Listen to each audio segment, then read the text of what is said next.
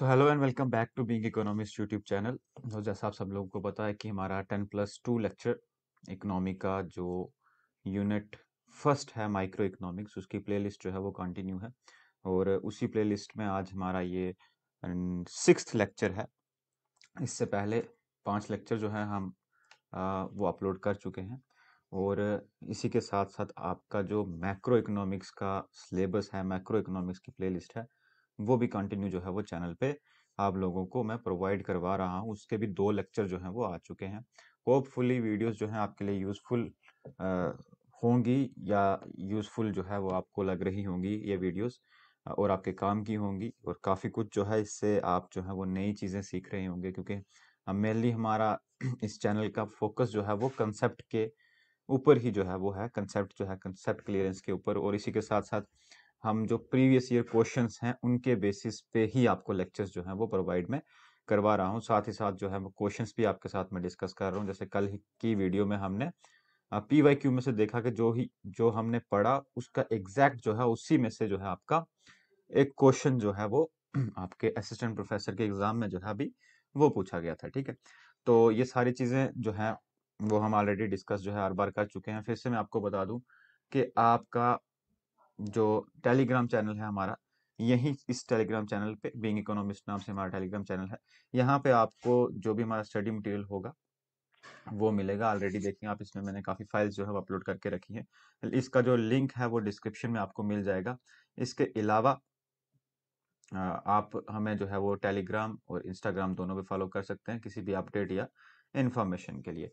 Syllabus पे एक नज़र फिर से जो हम देखें तो माइक्रो इकोनॉमिक्स दोनों ही सिलेबस को देखें, असिस्टेंट प्रोफेसर को देखें या 10+2 लेक्चर को देखें, क्योंकि अभी तक आपका ऑफिशियल सिलेबस जो है वो नहीं आया। ठीक है, तो फिर भी हम जो है ये मान के चल रहे हैं कि माइक्रो इकोनॉमिक्स का सिलेबस अगर कोई ऐड ऑन होगा तो उसमें जो भी टॉपिक ऐड ऑन होगा हम उसे जो है वो कंटिन्यू इसमें पढ़ लेंगे, उसको हम जो है ऐड ऑन कर देंगे।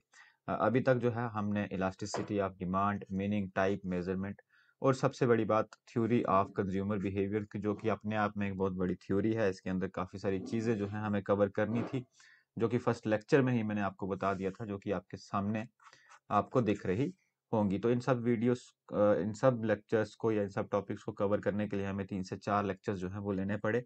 और एट द एंड जो है हम अभी इन डिफरेंस कर्व एनालिसिस, यानी जो आपका हमारा करंट आज का लेक्चर है वो इन डिफरेंस कर्व एनालिसिस पे है।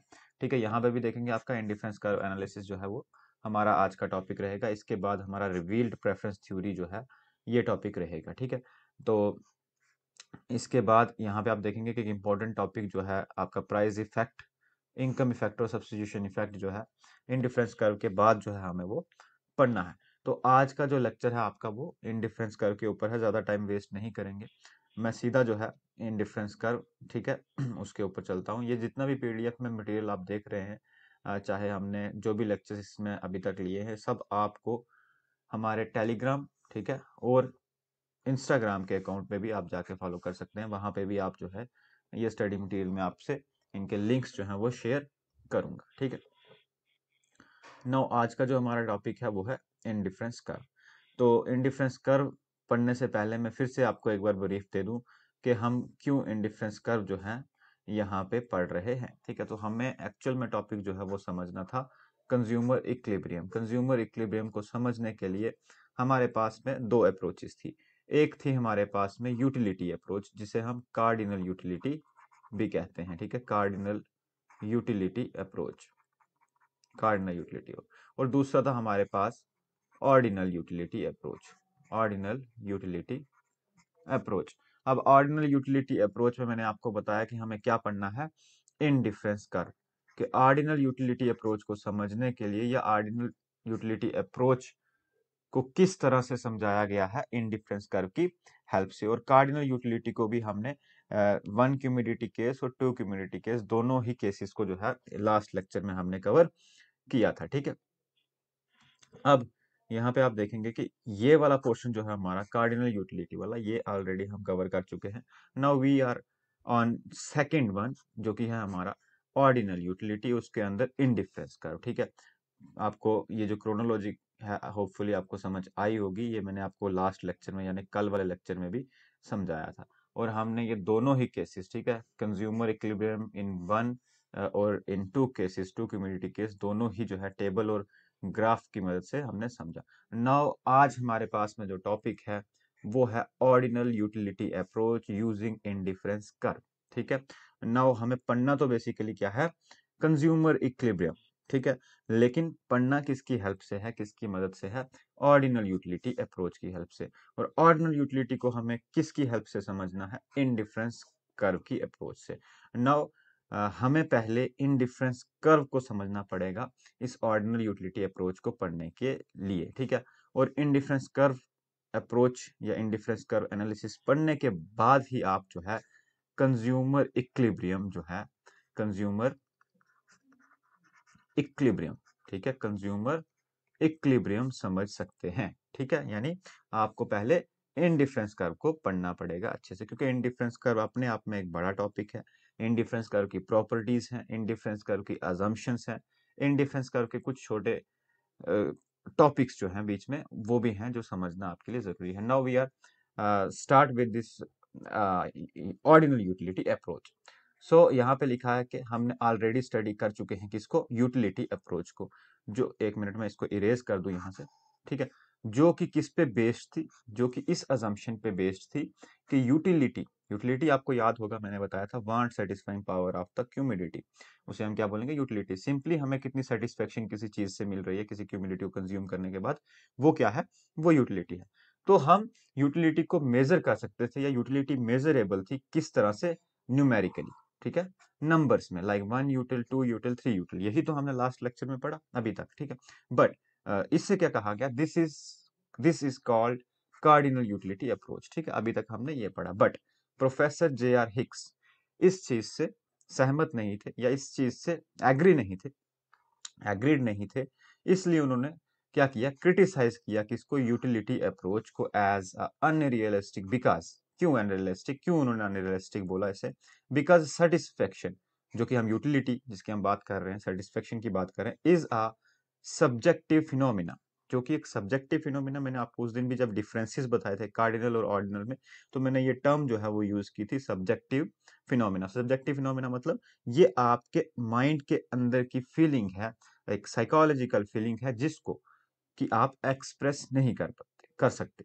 सो यहाँ पे क्या लिखा, and so it can never be measured precisely, इसलिए इसे हम अच्छे से प्रिसाइजली जो है मेजर नहीं कर सकते, जो कि किसका कहना है, कार्डिनल यूटिलिटी अप्रोच का कहना है कि इसे हम नंबर्स में कर सकते हैं, बट ऑर्डिनल का क्या कहना है कि इसे हम नंबर्स में मेजर नहीं कर सकते। अभी तक हमने ये देखा। नाउ इसके बाद, इस चीज को क्रिटिसाइज करने के बाद, प्रोफेसर जे आर हिक्स ने एक अपनी अल्टरनेटिव टेक्निक दी, या अल्टरनेटिव अप्रोच दी, जिसका नाम था indifference curve approach. It's also called ordinal utility approach. ठीक है, चाहे ऑर्डिनल यूटिलिटी अप्रोच बोलिए, चाहे इनडिफरेंस कर्व इसे बोलिए। It is based on the assumption that every consumer, अब इसमें क्या अजम्पशन, इसमें क्या अज्यूम किया गया, जैसे इसमें अजम्पशन ली गई किसमें, कार्डिनल में, जो इससे पहले पढ़ा कि हम यूटिलिटी को मेजर कर सकते हैं न्यूमेरिकली। नो, ऐसे ही इनडिफरेंस कर्व में क्या अजम्पशन ली गई, ये अजम्पशन ली गई that every consumer has a scale of preference, हर किसी कंज्यूमर की एक प्रेफरेंस होती है। लाइकवाइज आपकी भी एक प्रेफरेंस होगी, मेरी भी एक प्रेफरेंस होगी। लाइकवाइज मेरे पास में ये दो पेन है, तो मैं इन दोनों पेन में से किसको ज्यादा प्रेफर करता हूँ, मेरी कुछ प्रेफरेंस होगी, या मेरे पास में कोई और तीसरा पेन होगा, तो मुझे क्या ये पेन ज्यादा अ, अच्छा लगता है इसके कंपेयर में, तो ये क्या है, मेरी प्रेफरेंसेस हैं। ठीक है, तो इसी चीज को अज्यूम किया गया किसमें, ऑर्डिनल यूटिलिटी में, किस चीज को, कि एक स्केल होगा किसका, प्रेफरेंस का, in the form of assigning ranks, फिर मैं उसे दूंगा रैंक, कि मैं इस पेन को फर्स्ट रैंक दूंगा, इस पेन को सेकंड रैंक दूंगा, या कोई और थर्ड पेन होगा मेरे पास तो उसको मैं कुछ और रैंक जो है वो दूंगा। तो यानी अब रैंक्स की बात जो है, किसकी बात, रैंक्स रैंक्स की बात जो है वो होने लगी, ना कि नंबर्स की बात। ठीक है, ना कि नंबर्स की बात, अब नंबर्स की बात नहीं हो रही, अब रैंक्स की बात हो रही है, या ऑर्डर की बात हो रही है। ठीक है, ऑर्डर मतलब ऑर्डर में लगाते हैं ना, असेंडिंग ऑर्डर, डिसेंडिंग ऑर्डर। ठीक है, ऑर्डर्स की बात जो है वो हो रही है। ठीक है, इतनी चीज आपको समझ आई। Now to the different combination of two goods called bundle. ठीक है, अब यहाँ पे एक टर्म आई बंडल। ठीक है, बंडल यानी कि आपके पास में अब यहाँ पे एक क्यूमिडिटी नहीं है, आपके पास में कॉम्बिनेशंस ऑफ टू क्यूमिडिटी। ठीक है, जब combinations of two goods, may be combination of three goods, may be they are more than two. ठीक है, कुछ भी हो सकता है, बट इन्हें हमने क्या बोला, या तो इसे आप बास्केट बोल सकते हैं, ठीक है, या तो इसे आप बास्केट बोल सकते हैं। ठीक है, एक बास्केट होता है ना हमारे पास में, ये एक बास्केट है और इसके अंदर कुछ गुड्स। ठीक है, इसके अंदर कुछ गुड्स है, तो इस बास्केट के अंदर कुछ गुड्स हैं जिनको आप प्रेफर करेंगे, मतलब जिसको आप प्रेफरेंस देंगे कि इसमें से कौन सी गुड है जो आपकी फेवरेट है, उसे आप फर्स्ट पोजीशन देंगे, दूसरे वाली को सेकंड, ऐसे थर्ड, ऐसे फोर्थ, इस तरह से रैंक्स जो हैं आप उसे देंगे। बस यही जो थ्योरी है, यही जो अजम्पशन है, ये अज्यूम की गई किसके द्वारा, जे आर हिक्स के द्वारा, और इस अजम्पशन को लेके उन्होंने अपनी एक थ्योरी दी जिसका नाम है इनडिफरेंस कर्व अप्रोच, या इनडिफरेंस का थ्योरी ऑफ इनडिफरेंस कर्व भी बोल आप उसे बोल सकते हैं। Now the consumer equilibrium through indifference curve approach. ठीक है, अब हमें क्या पढ़ना है, कंज्यूमर इक्विलिब्रियम किसके थ्रू, इनडिफरेंस कर्व के थ्रू। बट उससे पहले हमें कुछ कंसेप्ट जो हैं किसके रिलेटेड, इनडिफरेंस कर्व एनालिसिस के रिलेटेड, वो पता होना बहुत जरूरी है, जो हम अभी यहाँ पे पढ़ेंगे। और so the first one is meaning of indifference curve. आखिर इस इनडिफरेंस कर्व का मीनिंग क्या है, इसके पीछे का प्रिंसिपल तो हमें पता चल गया कि ये हमें प्रेफरेंस बताती है। Preference of what, preference of consumer about the goods. वो जो गुड्स हैं वो दो भी हो सकती हैं, वो चार भी हो सकती हैं, वो एक बास्केट हो सकता है, एक बंडल हो सकता है। देखो यहाँ पे बंडल्स आपको लिखा दिख रहा है, यहाँ भी, यहाँ भी। ठीक है, तो उसके रिलेटेड ये तो इसका प्रिंसिपल हो गया कि ये इस चीज के लिए बनाई गई ये अप्रोच। नाउ लेकिन ये अपने आप में इंडिफरेंस कर्व है क्या, व्हेन यहाँ पे लिखा है जो, उसके बाद में आपको अच्छे से समझाऊंगा। When a consumer consume various goods, जब एक कंज्यूमर कंज्यूम करता है काफी गुड्स, वेरियस गुड्स, बहुत सारी गुड्स को एंड सर्विसेज को, then there are some combinations, जिसे हम बंडल बोलते हैं। फिर यहाँ पे कुछ हमारे पास कॉम्बिनेशंस होंगे। सपोज दैट, कंफ्यूज बिल्कुल भी नहीं होना कॉम्बिनेशन में। जब आप मार्केट में गए, आपके सामने बहुत सारी चीजें हैं, ठीक है, अब यहाँ पे आप अज्यूम नहीं कर रहे कि आपके पास सिर्फ एक चीज है जैसे कि एप्पल, या एक चीज है जैसे कि बनाना। आपके पास ढेरों चीजें हैं, ठीक है, आपने उसमें से कॉम्बिनेशन चूज करना है कि दो चीजें आपने एक्स की ली, तीन चीजें आपने वाई की ली, पांच चीजें आपने जी की ली, सात चीजें आपने सपोज ए की ली। ये जो एक्स वाई जी ए, ये जो है ये गुड्स हैं, तो आपके सामने बंडल्स हैं गुड्स के। अब आप कितनी चीजें किस गुड की लेते हैं, कितने यूनिट किस गुड के लेते हैं, उसके ऊपर डिपेंड करता है क्या, उसके ऊपर डिपेंड करता है, सॉरी, वो क्या है, वो आपका कॉम्बिनेशन बन गया। और वही कॉम्बिनेशन हमें कौन बताएगा, इनडिफरेंस कर्व बताएगी। आगे देखो आपको अच्छे से समझ आएगा। अब आपके पास में सम कॉम्बिनेशन हैं, बंडल्स हैं, which gave him same satisfaction. The graphical representation of such combinations is termed as indifference curve। अब ध्यान से समझना, अदरवाइज यहां पे देखो, और इसकी एक और definition, an indifference curve is a curve that show all those combinations यानी bundles of two goods which give equal satisfaction to the consumer। इस चीज पे फोकस करेंगे, equal satisfaction to the consumer, यानी अगर वो दो चीजें एक्स की ले, तीन चीजें वाई की ले, तीन चीजें एक्स की ले, दो चीजें वाई की ले, या सपोज एक चीज एक्स की ले और चार चीजें वाई की ले। चार चीजें जब मैं बोल रहा हूं, यानी दो यूनिट एक्स के लिए, तीन यूनिट वाई के लिए, तीन यूनिट एक्स के लिए, दो यूनिट वाई के लिए, एक यूनिट एक्स के लिए, चार यूनिट वाई के लिए। यूनिट मतलब कितनी चीजें, ठीक है, एक्स क्या है, एप्पल है, वाई क्या है, बनाना है, सपोज दैट, या एक्स क्या है, कोई टॉय है, या वाई क्या है, कोई और चीज है। सपोज इसको हम एक्स और वाई रखते हैं, दो चीजें एक्स खरीदी, तीन चीजें ये खरीदी, तीन चीजें ये। अगर इन, ये क्या बन गए हमारे सामने, कॉम्बिनेशन। ठीक है, एक कॉम्बिनेशन, दो कॉम्बिनेशन, थ्री कॉम्बिनेशन। ठीक है, अब इन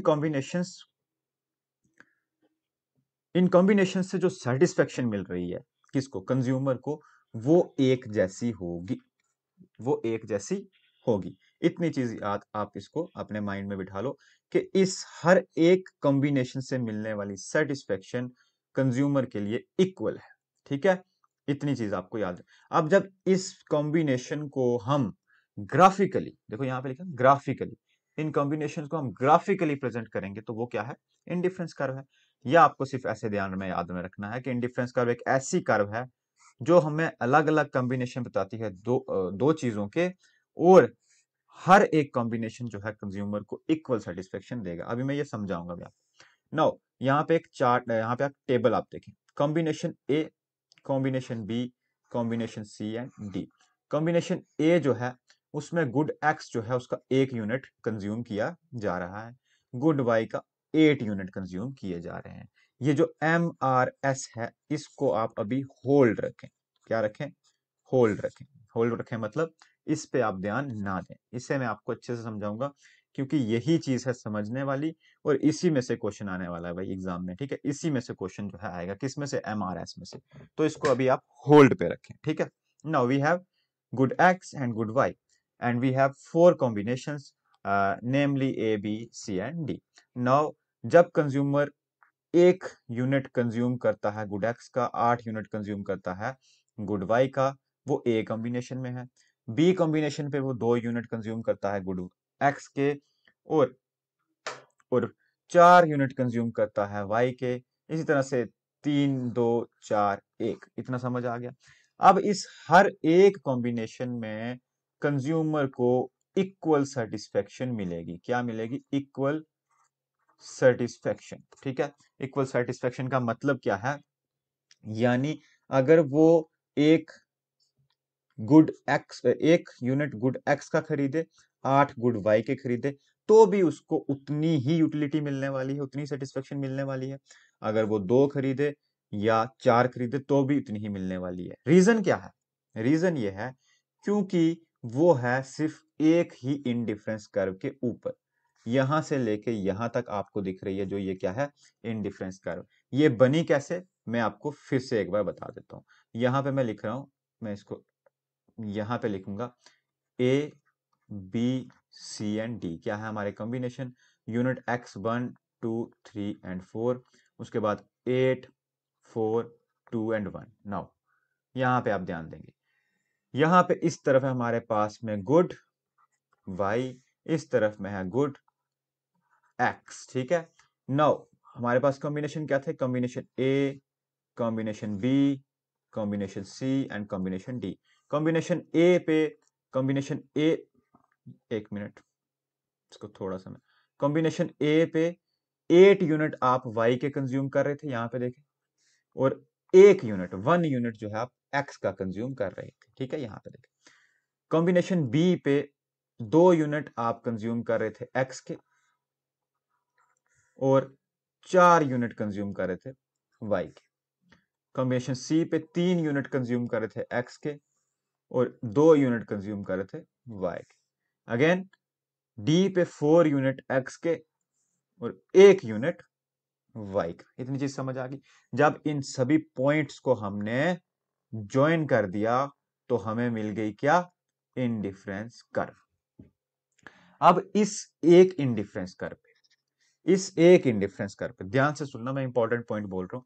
अगर यहां पे एक और पॉइंट होता, पॉइंट ई, यहां पे एक और पॉइंट होता, पॉइंट एफ, यहां पे एक और पॉइंट होता, पॉइंट जी, यहां पे एक और पॉइंट होता, पॉइंट एच, तो यहां पे जो कॉम्बिनेशन होता, कुछ ना कुछ कॉम्बिनेशन यहां भी होता, ठीक है। इस तरह से, इस तरह से कोई कॉम्बिनेशन होता, एफ पे कोई कॉम्बिनेशन होता, ठीक है, एफ पे कोई कॉम्बिनेशन होता, इस तरह से जी पे कोई कॉम्बिनेशन होता, इस तरह से। कॉम्बिनेशन मतलब कुछ वाई की क्यूमुलेटिव कंजम्पशन कंजम्पशन हो रही होती वाई क्यूमुलेटिव की, कुछ एक्स की। तो इस पे जितने भी पॉइंट हैं, इस पूरी कर्व पे जितने भी पॉइंट हैं, उन सब पे मिलने वाली सेटिस्फेक्शन सेम होगी। बस इतना पॉइंट, इतनी चीज आप याद रखेंगे। इनडिफरेंस कर्व की ये प्रॉपर्टी है कि उसके ऊपर के पॉइंट, उस कर्व के ऊपर का कोई भी पॉइंट जो है उससे आपको इक्वल सेटिस्फेक्शन मिलेगी। आई एम क्लियर, इस चीज पे आपको कोई भी जो है वो डाउट नहीं होना चाहिए, जो मैंने चीज अभी आपको समझाई। नाउ नेक्स्ट देखिए, अब एक कंसेप्ट हमारे पास में आया, मोनोटोनिक प्रेफरेंसेस। अब ये मोनोटोनिक प्रेफरेंसेस का क्या मतलब है? बहुत सारे एग्जाम में इस चीज को पूछा जाता है और ये कंफ्यूजिंग है। और स्टूडेंट जो है इसको मैंने बहुत सारे स्टूडेंट्स को देखा जो इसको स्किप करते हैं, उन्हें समझ में नहीं आता। तो ये क्या मतलब हुआ कि monotonic preferences, consumer preference, consumer preferences are called monotonic. Consumer की प्रेफरेंस को फिर से मैं आपको याद करवा दूं। कंज्यूमर की प्रेफरेंस मतलब कंज्यूमर बंडल ऑफ गुड्स में से किसे चूज कर रहा है, वो क्या है कंज्यूमर की प्रेफरेंस। नो, कंज्यूमर की प्रेफरेंस को हम मोनोटोनिक तब बोलेंगे, कब बोलेंगे? इफ एंड ओनली इफ, सिर्फ और सिर्फ तब जब बिटवीन टू बंडल्स, जब उसके पास में दो बंडल्स हैं, ठीक है। अभी मैं आपको बताऊंगा दो बंडल्स हैं यानी दो कॉम्बिनेशन है। बंडल्स में कंफ्यूजन है, दो कॉम्बिनेशन है। सपोज दैट ये 1 and 8 एक बंडल है, 2 and 4 एक बंडल है, 3 and 2 एक बंडल है और 4 and 1 एक बंडल है, ठीक है। इसी तरह से यहां पे लिखा गया है जब उसके पास दो बंडल होंगे, consumer prefer the bundle. Consumer किसको प्रेफर करेगा? विच has more of eight least one of the good, उसको प्रेफर करेगा जिसमें एट लीस्ट एक गुड जो है वो मैक्सिमम हो। सपोज दैट यहां पे आप देख रहे होंगे कि यहां पे गुड वाई है, यहां पे गुड एक्स है, ऐसा ही है ना? सॉरी, ये गुड 8 वाली जो है वो गुड वाई है, ये गुड एक्स है, ठीक है। अब आप यहां पे देख रहे हैं कि बंडल 1 में गुड वाई ज्यादा है, ठीक है, ऐसा ही है ना? बंडल 1 में गुड वाई ज्यादा है, बंडल बी में भी गुड वाई ज्यादा है, लेकिन बंडल सी में गुड एक्स ज्यादा है और बंडल डी में गुड एक्स ज्यादा है। इस तरह से यही चीज यहां पे लिखी गई है कि वो उस चीज को प्रेफर करेगा जिसमें एट लीस्ट एक जो गुड है वो ज्यादा हो, ठीक है, एक गुड ज्यादा हो, and no less of other good as compare to the other bundle. और ऐसा नहीं है कि एक ही सिर्फ ज्यादा हो, पर दूसरी भी कम नहीं होनी चाहिए। अंडरस्टूड? अब आपके सामने पे एग्जांपल है यहां पे 2 of X and 2 of Y, 1 of X and 2 of Y, 2 of X and 1 of X and 1 of X and 1 of X, ठीक है। चार बंडल है हमारे पास में, 2 ऑफ एक्स या 2 ऑफ वाई, 1 ऑफ एक्स या 2 ऑफ वाई, 2 ऑफ एक्स या 1 of Y, and last one is 1 of X and 1 of X and 1 of Y, ठीक है। इतनी चीज समझ आ गई? नो, लेकिन कंज्यूमर इसमें से प्रेफर करेगा 2 of X and 2 of Y. ऐसा क्यों? आपके सामने चारों बंडल है, मैं इसको इरेज करके एक बार अच्छे से लिख के आपको बताता हूं, ठीक है। आपके सामने चारों बंडल हैं, 2 of X, 2 of Y, 1 of X, 2 of Y, 2 of X, 1 of Y और 1 ऑफ एक्स, 1 ऑफ वाई। लेकिन कंज्यूमर ने चूज किया फर्स्ट वाला bundle, 2 of X, 2 of Y. जब कंज्यूमर इस बंडल को प्रेफर करेगा, इसी को बोला जाता है मोनोटोनिक प्रेफरेंस। क्या है इसका मतलब? देखो, उसने चूज किया सबसे पहले तो एक्स जो कि ज्यादा है, ठीक है, सारे एक्स के कंपेयर में। हालांकि यहां भी 2 है, लेकिन उसने ये वाला एक्स क्यों चूज किया?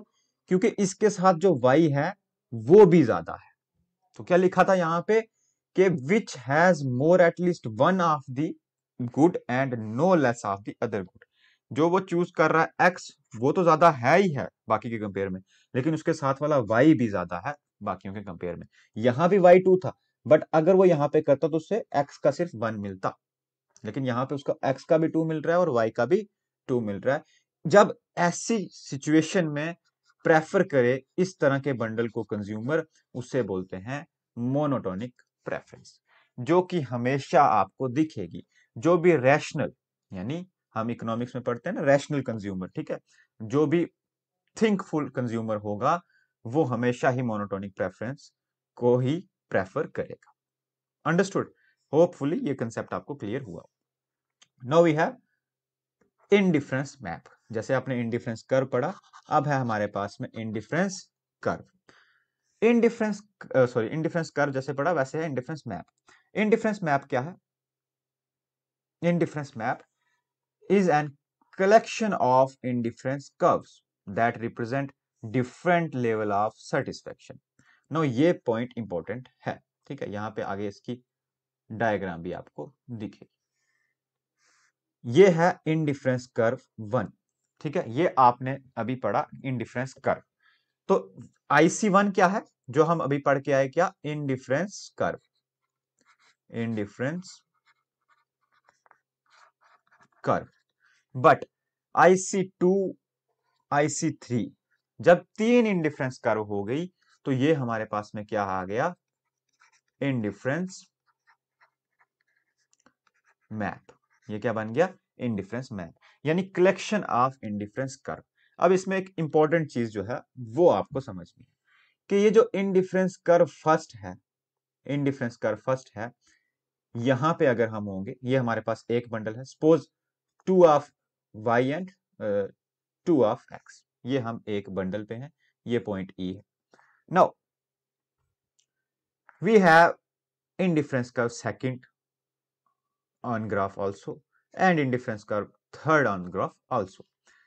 अब क्या है, अब आप देखेंगे कि जो इंडिफरेंस कर्व थर्ड है, अगर आप इसी पॉइंट को आगे की तरफ मूव करेंगे, इसी पॉइंट से आगे की तरफ मूव करेंगे, तो आपके पास क्या है?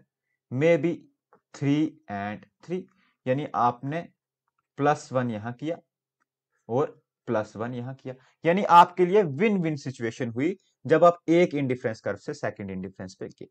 सपोज दैट अब सेकंड से आप थर्ड इंडिफरेंस कर्व पे जाते हैं, थर्ड इंडिफरेंस कर्व पे जाते हैं अगेन, तो आप 4 पे पहुंच गए, 4 of x and 4 of y, again आपने +1 किया, अगेन आपने +1 किया। तो कहने का मतलब यह है कि जैसे जैसे आप हायर इंडिफरेंस कर्व पे जाते जाएंगे, इंडिफरेंस मैप के अंदर, यहां पे मैं 4 लूं, यहां पे मैं इंडिफरेंस कर्व 5 लूं, वैसे वैसे आपका लेवल ऑफ सेटिस्फेक्शन बढ़ता जाएगा। नोट करना इस पॉइंट को, एक ही इंडिफरेंस कर्व के ऊपर, एक ही इंडिफरेंस कर्व के ऊपर आपका लेवल ऑफ सेटिस्फेक्शन सेम रहेगा, बट जैसे ही आप एक इंडिफरेंस कर्व से शिफ्ट करके सेकंड पे जाएंगे, सेकंड से थर्ड पे जाएंगे, थर्ड से फोर्थ पे जाएंगे, जो लेवल ऑफ सेटिस्फेक्शन है आपका वो बढ़ता जाएगा। It means higher indifference curve represents higher level of satisfaction.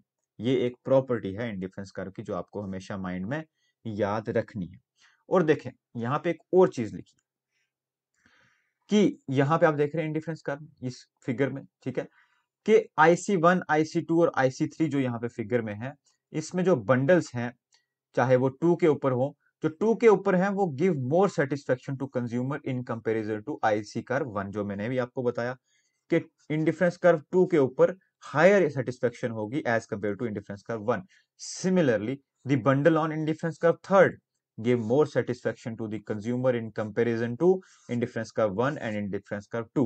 This is, यहां पे पॉइंट है इंपॉर्टेंट, ठीक है, यहां पे this is a result of monotonic preference. Monotonic preference था क्या कि कंज्यूमर उसको प्रेफर करेगा जिस पे उसको ज्यादा बेनिफिट हो रहा है, जिसको उससे ज्यादा यूनिट मिल रहे हैं। तो जाहिर सी बात है कि थर्ड पे, ठीक है, यहां पे देखें थर्ड इंडिफरेंस कर्व पे उसे 4 ऑफ y भी मिल रहा है और 4 ऑफ x भी मिल रहा है, तो वो क्यों 2 ऑफ y और 2 ऑफ x लेगा? सिंपल सी बात है, इसलिए due to monotonic preference consumer is always preferring to move towards higher indifference curve because that indifference curve या higher indifference curve give him higher level of satisfaction. ठीक है, इतनी चीज समझ आ गई आपको, ये चीज समझना आपके लिए बहुत जरूरी था। इतनी कहानी हुई इंडिफरेंस कर्व की। इसके बीच में एक और चीज है जो है बजट लाइन। ठीक उसी तरह से जैसे हमने समझा कि एक कंज्यूमर 100 रुपए लेके मार्केट में जाता है और इस 100 रुपए को डिवाइड करता है कि वो 50 रुपए का गुड एक्स कुछ भी हो सकता है उसे परचेज करेगा, 20 रुपीज की गुड वाई परचेज करेगा and the rest of the 30% वो स्पेंड करेगा गुड जी पे। ठीक उसी तरह से बजट लाइन भी हमें बताती है, बजट लाइन भी हमें बताती है कि एक कंज्यूमर जो है वो इस 100 रुपीज को, जो कि उसका क्या है, बजट है, उसे कैसे स्पेंड करने वाला है। ठीक है, अंडरस्टूड, कैसे स्पेंड करने वाला। ठीक उसी तरह से जैसे आपने पढ़ा consumer's equilibrium using two commodity case, के दो गुड्स थी, एक्स एंड वाई। कंज्यूमर के पास, अगर आपने कल वाला लेक्चर मेरा देखा हो, कंज्यूमर के पास में 24 रुपीज थे, उसने एक्स के ऊपर 12 रुपीज स्पेंड किए, वाई के ऊपर 12 रुपीज स्पेंड किए, टोटल हुए उसके 24। टोटल इनकम उसने स्पेंड की 24। ठीक उसी तरह से इस पूरे मैथमेटिकल इक्वेशन को हमने ग्राफ की फॉर्म में जब बता दिया, ग्राफ की फॉर्म में, ठीक है, टेप इसकी डायग्राम की फॉर्म में बता दिया, तो वो बन गया बजट लाइन। सपोज दैट ये पॉइंट ए है, ये पॉइंट बी है, इसके बीच आपको एक लाइन दिख रही है जिसके ऊपर हमने लिखा है बजट लाइन। ये जो लाइन है ये हमें बता रही है कि कंज्यूमर के पास 100 रुपीज है और इसके अंदर कंज्यूमर अपनी शॉपिंग कर सकता है। इसके अंदर कंज्यूमर अपनी शॉपिंग किस तरह से कर सकता है, यहां पे देखें, तीन चीजें वो गुड वाई की खरीद सकता है, एक चीज जब मैं बोलता हूं यूनिट या क्वांटिटी, गुड एक्स की खरीद सकता है। दूसरा कॉम्बिनेशन देखें, या तो वो दो चीजें गुड वाई की खरीदे और दो ही चीजें गुड एक्स की खरीदे, या एक चीज गुड वाई की खरीदे और एक चीज गुड तीन चीजें गुड एक्स की खरीदे। समझ में आया? बट कंज्यूमर ऐसा बिल्कुल भी नहीं कर सकता कि वो, इसको मैं एक बार इरेज कर दूं, कंज्यूमर ऐसा बिल्कुल भी नहीं कर सकता कि वो क्या करे, तीन चीजें गुड वाई की खरीदे कहीं यहां पे जाके और तीन चीजें वो गुड एक्स की खरीदे, तीन एक्स की और तीन वाई की। ऐसा वो नहीं करेगा। करेगा क्या, वो कर ही नहीं सकता। क्यों? क्योंकि ये जो पॉइंट आपको दिख रहा है ना, मैं इसको अज्यूम कर लेता हूं पॉइंट ए, ये आउटसाइड दी बजट लाइन है, बिकॉज ये आउटसाइड दी ₹100 है, ₹100 है। तीन चीजें मान के चलते हैं, गुड वाई का जो प्राइस है, गुड वाई इस तरफ, गुड वाई का जो प्राइस है वो है 20 रुपीज, सपोज 20 रुपीज। अब जब गुड वाई की उसने तीन चीजें खरीद ली तो ऑलरेडी उसने कितना, 20 60 रुपीज जो है वो तो स्पेंड कर दिए, उसके पास बचे कितने, 40 रुपए। और गुड एक्स जो है वो 30 रुपए की है या 20 रुपए की, वो भी 20 रुपए की। और गुड वाई के भी जब वो 20 खरीदेगा, यहाँ पे सॉरी गुड एक्स लिख रहा हूं, गुड एक्स के भी जब 20 खरीदेगा तो हम अज्यूम कर रहे हैं 3 खरीदेगा, तो इसको कितने रुपीज चाहिए, यहां भी इसको 60 चाहिए। बट उसके पास बचे कितने, यहां पे मैं लिख रहा हूं बैलेंस, बैलेंस कितना बचा, 40 का। तो उसको 20 रुपीज और चाहिए तीन चीजें एक्स की और तीन चीजें वाई की खरीदने के लिए। It means this particular combination, that is 3 of x and 3 of y, is out of his budget. Simply वो इसके बजट के बाहर है, इसके बजट के बाहर है। नाउ इसलिए वो इस बजट लाइन के अंदर तो चीजें खरीद सकता है बट बाहर नहीं खरीद सकता। ये चीज मैंने आपको बताई। अब यहां पे देखो एक चीज लिखी है, ये वाली चीज, इसको समझना बहुत जरूरी है, इसमें से क्वेश्चन भी बहुत आते हैं। P1 x plus P2 y is equal to m। ठीक है, price of good X, price of good X क्या था, हमने ज्यूम किया था प्राइस ऑफ गुड एक्स कितना है, कितना, 20 plus price of good Y कितना था, प्लस इसको हटा देता हूं, इसको एक मिनट, इसको मैं इसको भी हटा देता हूं। प्राइस ऑफ गुड एक्स कितना है, अरे यार प्राइस ऑफ गुड एक्स कितना, 20। और एक्स कितने खरीदे उसने, एक्स कितने खरीदे, मान के चलते विद इन, बाहर वाले को छोड़ दो, जो हमने बाहर वाला ज्यूम किया था, हम इस वाला ज्यूम करते हैं, इसके वाला ज्यूम करते हैं। ठीक है, वाई के उसने एक्स के उसने खरीदे इनटू, बीच में मल्टीप्लीकेशन है, ठीक है, इनटू एक्स के उसने खरीदा 1 plus price of Y, price of Y भी हमने मान के चला 20, ठीक है। अभी इसमें प्राइसेस को चेंज करूंगा इस एग्जांपल के अकॉर्डिंग, ये हमारी एग्जांपल के अकॉर्डिंग 20 है। इनटू वाई की कितनी क्वांटिटीज ली? 3। एम क्या है पता है? उसकी मनी, उसकी इनकम। ये हमेशा इस एम के इक्वल होगा, हमेशा उस एम के इक्वल होगा। जैसे जैसे यहां पे एग्जांपल में दिया हुआ है, ये देखें कि प्राइस ऑफ गुड एक्स को मल्टीप्लाई करेंगे आप उसकी क्वांटिटी ऑफ एक्स से, plus price of good Y को मल्टीप्लाई करेंगे उसकी क्वांटिटी ऑफ वाई से, वो इक्वल आएगा किसके? एम के। वो हमेशा इक्वल आएगा किसके? एम के। यहां पे मैंने एग्जांपल जो है, शायद इसकी न्यूमेरिकल एग्जांपल नहीं ली, आप एज्यूम करके चल चल सकते हैं। सपोज दैट कि गुड वाई जो है उसका प्राइस कितना है? उसका प्राइस है आपके पास में 30, ठीक है, उसका प्राइस कितना है? 30। गुड वाई का प्राइस है 30 और वो तीन चीजें खरीद रहा है, तीन क्वांटिटीज ले रहा है, तो कितना हो गया? 3 3 एंड 3 90, ठीक है, 90 रुपीज वो स्पेंड कर रहा है गुड वाई के ऊपर। और गुड एक्स हम मान के चलते हैं कितने की है? 10 रुपए की है, और एक ही क्वांटिटी वो ले रहा है 10 इंटू 1, ये हो गया कितना? 10, हो गया हमारा 100, ठीक है। अब अज्यूम करके चलो एक कंज्यूमर की इनकम कितनी है? 100 है, गुड एक्स है 10 रुपए की, गुड वाई है, गुड वाई है 30 रुपए की, ठीक है, रूपी लिख लो साथ में, मैं रूपी 30 रुपए की। अब इसमें पूरे को इरेज कर देता हूं। अब आप आ जाओ इस फार्मूला, ठीक है, अब आ जाओ आप इस फार्मूला के अकॉर्डिंग, ठीक है, कि इक्वेशन कैसे बैठती है। फॉर्मूला क्या है? P1x plus P2y is equal to m। No, price of good X कितना है भाई? प्राइस ऑफ गुड एक्स यहां पे देखे 10 रुपए, ठीक है। इसके अंदर यहां पे मल्टीप्लीकेशन है दोनों की, ठीक है, इसको मल्टीप्लाई बाय गुड एक्स की कितनी चीजें खरीदी उसने? हम कॉम्बिनेशन ले रहे हैं फर्स्ट कॉम्बिनेशन, ठीक है, ये वाला। गुड एक्स की चीजें खरीदी एक, plus price of good Y क्या है? यहां पे देखे 30, ठीक है, इनटू क्वांटिटी कितनी ली वाई की? 3, इज इक्वल टू हमारे पास टोटल इनकम कितनी थी? 100। तो ये आपका कॉम्बिनेशन इस तरह से बनेगा। अंडरस्टूड? ये है इक्वेशन किसकी? बजट लाइन की इक्वेशन। नाउ अब इसमें से इंपॉर्टेंट चीज क्या है कि आपका स्लोप क्या है बजट लाइन का। ये देखिए, slope of budget line is price of X divided by price of Y, price of X divided by price of Y, जिसको हम बोलते हैं मार्केट रेट ऑफ एक्सचेंज। इसको हमेशा याद रखना है, मार्केट रेट ऑफ एक्सचेंज। अब कंज्यूमर इक्विलिब्रियम पढ़ेंगे इंडिफरेंस कर्व में, तो इसकी हेल्प आपको मिलेगी।